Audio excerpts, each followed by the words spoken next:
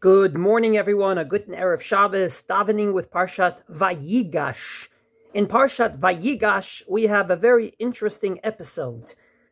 Yaakov and Yosef are finally reunited after over 20 years.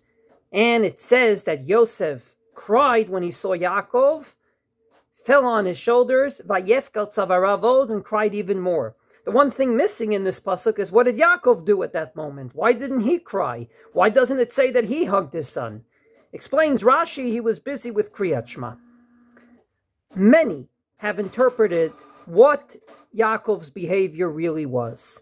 Obviously, I am assuming that Yaakov Avinu was extremely happy and exuberant and emotional when he finally is reunited with his son. After all, in the next pasuk it says, Amuta apam, I'm ready to die. After seeing your face that you're still alive.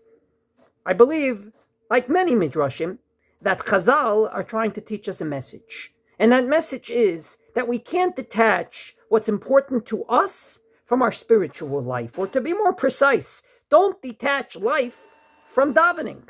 I was once in shul where after Shmoneh Esrei, two wonderful boys were talking about the big test they had that day. Did we study? Didn't we study? What kind of questions?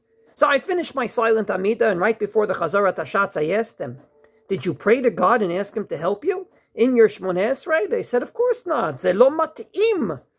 I said, what do you mean, ze lo mat'im? Or in English, es pashnisht. What do you mean it's not mat'im? What do you mean it's not appropriate? In Atachonein la Adam Da'at, the first of the 13 blessings of petition, you need wisdom to get through this test. Why don't you ask of God then? And their answer was, maybe after davening, but not in davening.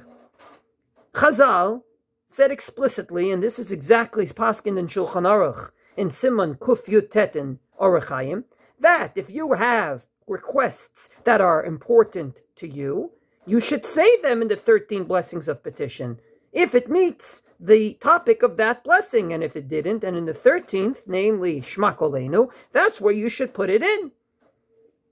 If we detach life from spiritual life, then unfortunately there's going to be a huge partition between our spiritual life and our real life. And most of us, unfortunately, will spend more time in real life than spiritual life.